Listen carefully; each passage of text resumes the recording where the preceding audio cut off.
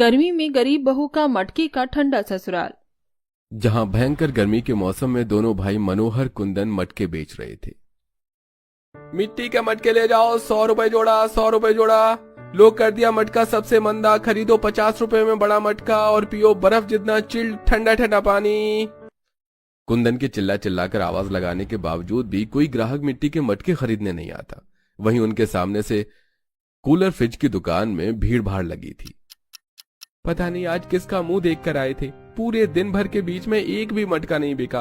वहीं केतन की cooler fridge की दुकान कितनी ज्यादा चल रही है, लोगों ने मक्खी के जैसे भीड़ भाड़ लगा रखी है। काश के लोग हमसे भी 2-4 मटके खरीद लेते तो हमारी भी थोड़ी बिक्री हो जाती। कुंदन, अब पुराना जुग जमाना नहीं रह गया है। सब लोग मटके का पानी पीते थे। जिनके पास अच्छे खासे पैसे हैं वो बर्फ वाला पानी पीने के लिए एक बार में 20-50 हजार खर्च कर देंगे। उनके लिए थोड़ी ना बड़ी बात है। वहीं हम जैसे गरीबों के लिए तो 2 वक्त की रोटी का खर्च चलाना भी भारी है। इन बिजली मशीन से चलने वाली चीजों ने गरीब के कमाने खाने का जरिया ही कहां छोड़ा है। अमीरों के लिए सच्चाई का पचा पाना जितना कठिन है, फ्रिज एसी के निर्माण में हजारों गरीबों ने हाथ काट कर रख दिए, जिस कारण गरीबों के घर परिवार में 2 वक्त की रोटी के लिए भी जूझना तरसना लगा रहता है। मटके बेचकर थोड़ी आमदनी के चलते घर के हालात खराब चल रहे थे। आइए आइए, एकदम पक्का मजबूत मिट्टी का मटका खरीदिए 50 रुपए में। आइए आइए। हे भगवान, अरे तुम दोनों 2 कौड़ी के भाइयों को चैन नहीं है क्या? पूरे बाजार को चावड़ी बाजार बना के रखा हुआ है। अरे हमारी आवाज लगाने से आपको क्यों मिर्ची लग रही है? आपने तो दिन भर में कितने फ्रिज बेच डाले, फिर भी संतुष्टि नहीं है। अरे हमारी सुबह से एक भी मटका की बोनी बिक्री नहीं हुई है। कुंदन के जवाब देने पर केतन दोनों को कमजोर देखकर धमकाने लगता है।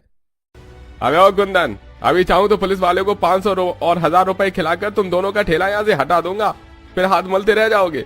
तुम दोनों भाई जितना मर्जी करा फाड़ लो, कोई फायदा नहीं होने वाला। अरे आज के मॉडल जमाने में ये मिट्टी का मटका कोई नहीं खरीदना चाहता।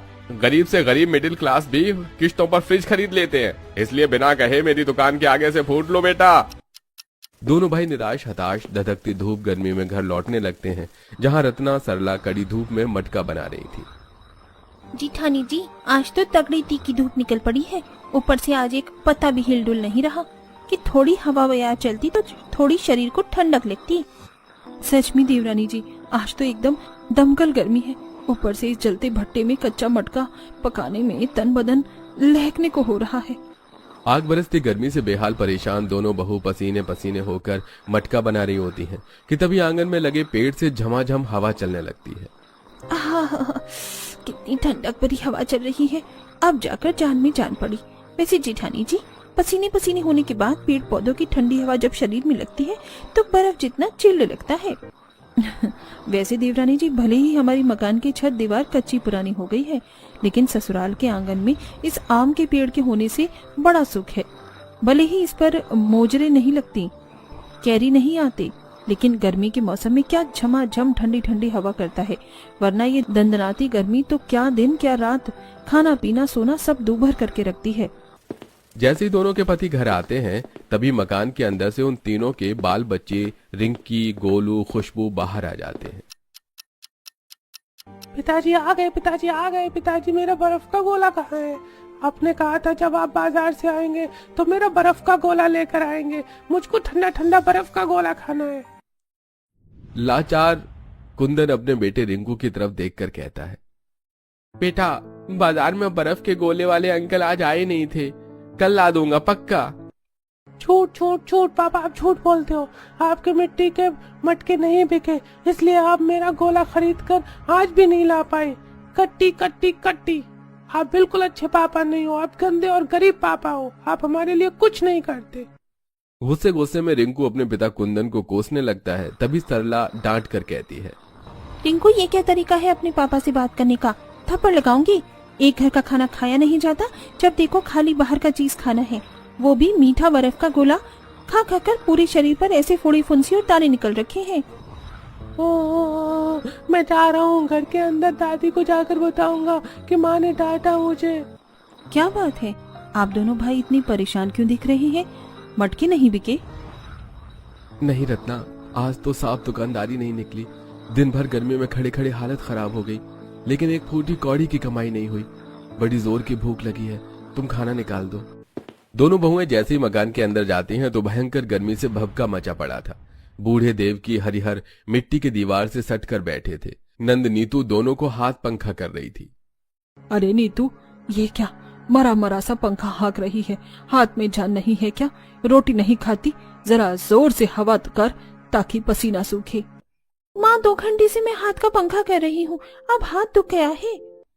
अरे यह पंखा क्यों बंद कर रखा है? घर में बिजली नहीं है क्या? अरे बेटा, लाइट भागे तो 2-2.5 घंटे से ऊपर हो गया है। पता नहीं इन बिजली वालों को क्या खाज खुजली मचती है। डेली दोपहर के टाइम में ही लाइट काट देते हैं। ऊपर से ये मकान इतना कच्चा है, छत भी एकदम पतली चादर हो गई है। ये सारा दिन गर्म चिमनी जितनी तपती है। पता नहीं तुम दोनों भाई कब पक्का मकान करवाओगे कि ठंडक रहेगी। अरे भाग्यवान, क्या तुम भी दोनों के आते ये सब बात छेड़ रही हो? अरे दिन भर धूप गर्मी में थक मार के आए हैं, कम से कम 2 घड़ी चैन की सांस लेने दो। अजी तुम तो बोलो ही मत। मेरे बाबूजी ने इस मिट्टी के घर द्वार में मुझको ढहा दिया और मैंने तुम पर दिन काट लिए। तुम जब देखो मुझे ताना ही क्यों देती रहती हो? जवानी भर मैंने बाल बच्चों को पोस कर बड़ा कर दिया, तुम लोगों को खिलाया पिलाया, उस पे भी कैसे जोड़ जोड़ के मकान बना दिया। अब इसे बने भी 25-28 साल हो गए, तो जड़ तो कमजोर होगी ही ना। माँ जी, पापा जी, आप दोनों शांत हो जाइए, झगड़ा मत कीजिए। बहू, मैं चुप हूँ तो दोनों को खाना काट कर खिला दे और तसली में दही जमा रखी है दे दे। दही के साथ थोड़ी रोटी ढंग से खा लेते हैं। सरला जैसे ही ढक्कन हटाकर देखती है तो दही के अंदर से खट्टी दुर्गंध पूरे मकान में भर जाती है और उस पर फफूंदी बैठी थी। कैसी सड़ी सी बदबू आ रही है बहू, अब तुम दोनों ने क्या चीज खराब कर दी? पापा जी, वो गर्मी से दही फट गई। दही खराब हो जाने की बात सुनकर देव की गुस्से में दोनों बहू पर दाना पानी लेकर चढ़ जाती है। बहू, दही तो खराब होगी ही। तुम दोनों को 2 टाइम की रोटी पानी बनाने के बाद रसोई में देखने का काम थोड़ी है क्या चीज बन रही है, क्या चीज खराब हो रही है। आधा किलो दूध के पैसे पानी में चले गए। माँ जी, घर में भी तो बतेरे काम होते हैं। खाना पीना बनाने के बाद इतना दूर नदी से मिट्टी लेकर आना पड़ता है और पूरा दिन मटका बनाने और उसे पकाने में लग जाता है। अब तुम दोनों ही देखो किस चीज से रोटी खिलाओगे अपने पतियों को, क्योंकि तरकारी तो बनी नहीं है। माँ जी, हमें बस थोड़ी देर दीजिए, हम जुगाड़ लगाते हैं। रत्ना सरला रसोड़े के अंदर जाती हैं, जहां थोड़ा खीरा, प्याज, टमाटर पड़ा देखकर सरला का दिमाग चलता है। इतनी सी बात बन जाएगी। हमारे पति तो सलाद के साथ भी बड़े शौक से रोटी खा लेते हैं। मैं चटपटी सी टमाटर प्याज खीरा काट कर बना देती हूँ। अरे वाह देवरानी जी, ये जुगाड़ तो धांसू है। वैसे भी गर्मी में डेली हमारे पति मसाले वाली सब्जी खाते हैं। तब टमाटर प्याज खीरा बारीक बारीक काट कर उस पर नमक मिर्च का बुरादा बुरक कर नींबू निचोड़ के सरला रोटी से परोसती है। दोनों भाई चाव से खा लेते हैं। सरला, तुमने बहुत ही चटपटा सलाद बनाया था। भूख कम थी फिर भी 5-6 रोटी खा गया। शुक्रिया जेठ जी। तभी एकदम से बहुत ही भयंकर चक्रवर्ती लबरी आंधी उठती है, जिससे कच्ची छत से मिट्टी के ढेले टूटकर घर में गिरते हैं। एक टुकड़ा गोलू को लगता है। मम्मी! भाई तू ठीक तो है ना? मम्मी देखो, गोलू का सर फूट गया, उसके सर से खून निकल रहा है। गोलू के सिर में से तेजी से खून निकलते देखकर रत्ना फूट फूट कर रोने लगती है। हाय, मैं मर गई, मेरा बेटा। बेचारी, मेरे बच्चे ने जितना खाया पिया नहीं उतने का खून निकल गया। आज ही चलो गोलू को अस्पताल लेकर चलते हैं। बहुत दवा दारू करवाने के लिए हाथ पर पैसा भी तो होना चाहिए। घर में हल्का सा छिल गए हैं, रुई में गरम नूरानी तेल भर के सर पर साट दे, 2 दिन में घाव छूट जाएगा। रत्ना देवकी के बताए नुस्खे को करती है और गोलू को गरम तेल रुई लगा देती है। अब तो इस मकान की मरम्मत जल्द से जल्द करवाना बिल्कुल सख्त जरूरी हो गया है। यह मकान की छत दीवार एक हवा का जरा सा झोंका नहीं झेल पाई। मटके बेचकर घरेलू खर्चा भी सही ढंग से नहीं चल पा रहा है, तो मकान कैसे पक्का करवाएंगे? इतने टाइम से बाजार में मटके बेचकर बहुत देख लिया। एक बार शहरी बाजार चलकर मटके बेचकर देखते हैं। सुना है वहां कुम्हारों का ही काम जमा है। इसी तरह से समय गुजरता है, जहां दोनों बहुएं कड़ाके की गर्मी में कोसों दूर नदी के यहाँ से बोरी में मिट्टी भरकर सिर पर उठाकर लेकर आकर पूरा दिन लगाकर मटके बनाती हैं और उनके पति शहरी बाजार में ले जाकर बेचा करते। ऐसे ही एक दिन इस बार हम नदी किनारे से बलुआ मिट्टी ले आए हैं। चाक पर ये भुरभुरी मिट्टी चल भी नहीं पा रही, बनावट भी खराब हो रही है। और तो और भट्टी में डालते कई मटकी तो फूट गई। इसका क्या करें? उस कोने में इतने सारे मटके के टुकड़े पड़े तो हैं, वही रख दो। सरला सारे टूटे मटके को कोने में रख देती है। तभी ननंद कहती है, भाभी, आप दोनों ये मटकी का खप्पर कोने में किस लिए जमा करती हो? पता है आंगन लीपने पोतने में कितनी दिक्कत होती है। जब ये किसी काम की नहीं है तो हटा दीजिए। नीतू, हम इस गर्मी के मौसम में इस मिट्टी को इतनी दूर से लाने में पैरों में छाले पड़ जाते हैं। फिर इस मिट्टी को रौंद कर मटका बनाते हैं। इसके टूट जाने पर फेंक कैसे दे, शायद हमारे काम आ जाए। ऐसी मकान की पुरानी जड़ और दुबली कमजोर दीवारों से चूना सफेदी की पपड़ी झड़के कभी खाने में पड़ जाती तो कभी सोते वक्त उनके चेहरे पर। वहीं दिन रात घर भी गर्मी से दमकता रहता था। एक दिन दोनों मटके बनाने के लिए नदी किनारे से मिट्टी लेने जाती हैं। बाप रे बाप देवरानी जी, आज तो घमासान गर्मी है। जमीन भी ज्वालामुखी की तरह धधक रही है। पैरों में छाले पड़ जाएंगे। थोड़ी धूप घट जाने दीजिए, फिर चलेंगे।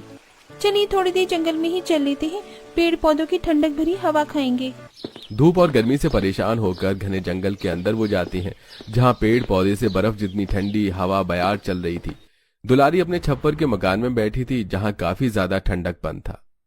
अरे रत्ना सरला, बड़े दिनों बाद जंगल में भेंट करने आई हो। जंगल का डगर भूल गई थी तुम तो। क्या बताएं दुलारी अम्मा, पूरा दिन घर के कामकाज और बाकी समय मटका बनाने में निकल जाता है। अरे बाहर क्यों खड़ी हो, भीतर आ जाओ।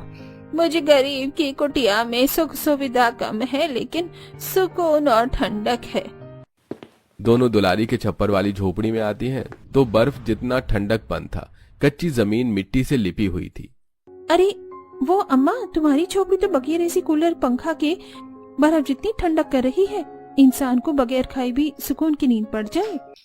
बिटिया, मेरी मड़ई के अंदर ठंडक तो रहेगी ही। रोज नदी किनारे से मिट्टी लाकर अपने घर को लीपती पोतती हूँ, तो मेरे मकान की छत पर भी मिट्टी की ही है। और मिट्टी तो गर्मी के मौसम में ठंडी रहती है। वैसे अम्मा, आपके घर को कितना समय हो गया बने? बिटिया, इस छप्पर के झोपड़े को तो बने हुए कोई जुग जमाना गुजर गया। बहुत सारे सर्दी गर्मी बारिश का मौसम झेला है, लेकिन मजाल है जो आंधी तूफान में एक छप्पर भी टस से मस हो जाए। बूढ़ी दुलारी के छप्पर वाले घर में इतनी ठंडक देखकर रतन सरला का दिमाग चलता है और घर लौटकर वो बेकार पड़ी सारे मटके के टुकड़ों को इकट्ठा करती है। इसे देखकर देवकी, अरे तुम देवरानी जेठानी को आज खाने पीने के सुध है कि नहीं? और ये मिट्टी के टूटे टुकड़ों को क्यों बटोर रही हो? माँ जी, हम इस मटकों के टुकड़ों का अपनी छत पर छप्पर चढ़ाएंगे, ताकि छत मजबूत हो सके और ये मिट्टी की बनी मटके हमारे मकान के अंदर थोड़ा ठंडक भी करेंगे। सरला का खराब पड़े मटके के टुकड़ों से छत बनाने का विचार देवकी और नीतू को भी जचता है। अब नीतू लकड़ी की सीढ़ी लगाकर मचान के ऊपर चढ़ जाती है, पर दोनों बहू हैं उसको मटके के टुकड़े पकड़ाती जाती हैं, जिसे वो लाइन से लगती जाती हैं। और लगभग 3-4 घंटे की मेहनत के बाद मटके की मजबूत छत तैयार हो जाती है और धीरे धीरे घर के अंदर की घमस भी उड़न छू हो जाती है। क्या बात है, आज से मकान के अंदर काफी ठंडक है और घर को मिट्टी से लीपा पोता है क्या? नहीं मनोहर, तुम दोनों की लुगाइयों ने जुगाड़ लगाकर छत ठीक किया है। छत पर मिट्टी की छप्पर चढ़ाई है। वैसे देवकी, हमारे जमाने में लोग मिट्टी और छप्पर के घर में ही तो रहते थे। तब कौन सा ये हवा खाने के लिए पंखा कूलर होता था या ठंडा पानी पीने के लिए फ्रिज होता था। मटके का पानी पीकर और छप्पर के घर में रहकर तो सुख से समय कटता था। मटके की छत के चलते अब गर्मी का कहर भरा प्रभाव गरीब परिवार के घर पर नहीं पड़ता। ऐसे ही 2-4 दिन गुजरते हैं। एक दिन भर मूसलाधार की बारिश बरसती रह जाती है, जिससे दीवारों से मिट्टी बहने लगती है। माँ, ये दीवारों का सारा चूना बारिश में पानी में साफ हो गया। दीवार की मिट्टी पिघल रही है, घर न ढह जाए। आंधी पानी भी तो इतनी तेजी से बरस रहा है, कोई भरोसा नहीं है। तभी जोर से बिजली चमकने के साथ साथ तेज आंधी से घर की दीवारों में दरार आ जाती है और मिट्टी गिरने लगती है। मम्मी देखो, दीवार हिल रही है, मुझको डर लग रहा है। मम्मी, हमारा घर टूट जाएगा तो हम कहाँ जाएंगे? अरे बहू, तुम दोनों देख क्या रही हो? जल्दी से बाल बच्चों को लेकर बाहर निकलो। ये मकान कब जड़ से धंसकर गिर जाए कोई ठिकाना नहीं है।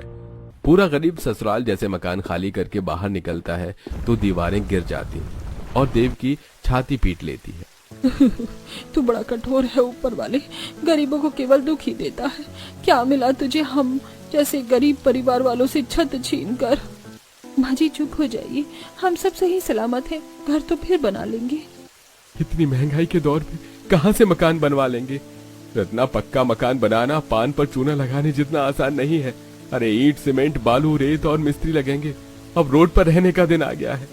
तभी सरला आंगन में पड़े उन्हीं मटकों के टुकड़ों को देखती है जो कि सही थे और ढांढस बांध कर कहती है, आप सब लोग चिंता मत कीजिए, मना की हम पक्का मकान नहीं बना सकते, इसलिए इन मटकों से छावनी बनाएंगे।